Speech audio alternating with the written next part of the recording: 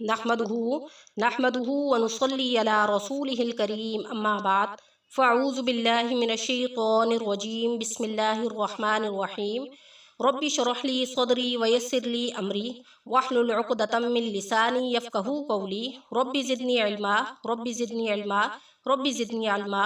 शुरू अल्लाह के नाम से जो बड़ा मेहरबान और निहायत रहम करने वाला है।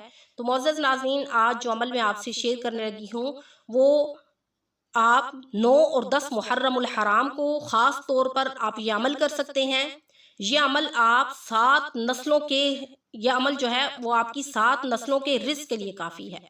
याद रखें, ज़िंदगी में कभी भी आपको कोई काम आप शुरू करने लगते हैं, आमतौर पर तमाम मुसलमानों की ये आदत होती है कि जब भी वो कोई काम करना शुरू करता है तो बतौर बेइख्तियार, यानी उसका इख्तियार नहीं होता इस बात पर, लेकिन जब वो कोई काम करता है तो वो काम शुरू करने से पहले उसकी ज़ुबान पर बिस्मिल्लाहिर्रहमानिर्रहीम खुद ब खुद तारी हो जाता है। तो ये सच्चे और पक्के मुसलमान होने की अलामत होती है कि जब इंसान जो है कोई काम शुरू करता है तो वो दिल से इस बात का उसको इरादा करता है, यकीन करता है कि वो जो काम करने लगा है वो अल्लाह के नाम से शुरू करने लगा है और अल्लाह ताला इस नाम की बदौलत उसमें बरकत अता करेंगे। अल्लाह ताला उसमें उसको तकमील तक पहुंचाएंगे उस काम को। तो एक आदमी जो है वो एक शेख के पास हाजिर हुआ और बोला कि आप मुझे एक ऐसा अमल बता दीजिए कि मुझे मेरा रब ऐसी जगह से रिज़्क़ अता करे, अगर मैं जंगलों में हूँ, मैं गारों में हूँ, हत्ता कि मेरी 7 नस्लें भी अगर बैठ कर खाएं तो मेरा रिज़्क़ में कभी भी कमी ना हो, यानी वो रिज़्क़ कभी भी ख़त्म ना हो। तो उन शेख ने कहा कि और तू कौन कौन सी दुआएं कबूल करवाना चाहता है? तो उस आदमी ने कहा कि अल्लाह ताला जो है मुझे सेहत और तंदुरुस्ती और बरकतों वाली लंबी ज़िंदगी अता करे और कभी मुझे लोड़ की थोड़ ना हो। ये पंजाबी का मुहावरा है कि कभी मुझे लोड़ की थोड़ ना हो। और फरमाया और तू क्या चाहता है? तो उस आदमी ने कहा कि अल्लाह कभी मुझे किसी का मोहताज ना करे, कभी मुझ पर फ़कीरी ना आए, अल्लाह मुझे ऐसी नेमतों, रहमतों और बरकतों वाली ज़िंदगी नसीब करे जिस पे मैं अपने रब का शुक्र अदा करूं। अल्लाह मुझे गैब के ख़जानों से नवाजे, मुझे बादशाहों जैसी ज़िंदगी नसीब करे।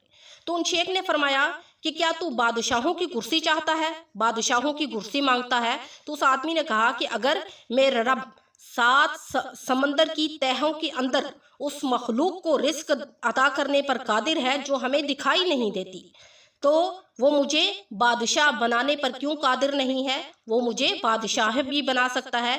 तो उन शेख ने फरमाया कि मैं तुम्हें एक ऐसा अमल भी बताता हूँ और ऐसा वक्त बताता हूँ कि उस वक्त में कोई भी कुछ भी मांगे तो उसको हर हाल में मिलता है, उसकी तमाम राहें खुल जाती हैं, उसकी तकदीर बदल जाती है, उसके नसीब खुल जाते हैं।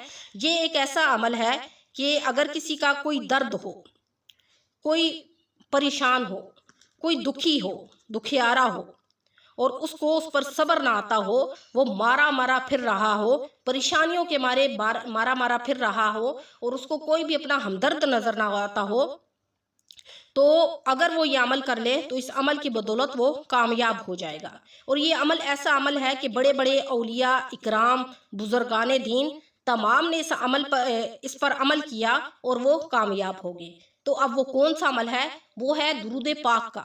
दुरूद पाक कौन सा? जो हम नमाज में दुरूद पाक पढ़ते हैं, अल्लाहुम्मा सल्ली अला मुहम्मदिन व अला आलि मुहम्मदिन कमा सल्लैता अला इब्राहीम व अला आलि इब्राहीम इन्नका हमीदुम मजीद, अल्लाहुम्मा बारिक अला मुहम्मदिन व अला आलि मुहम्मदिन कमा बारकता अला इब्राहीम व अला आलि इब्राहीम इन्नका हमीदुम मजीद। दुरूद इब्राहिमी का ये अमल है। आप 9 और 10 मुहर्रमुल हराम को आपको जब भी टाइम मिले आप कसरत के साथ दुरूद इब्राहिमी का अमल करें और उसके बाद दुआ मांगे।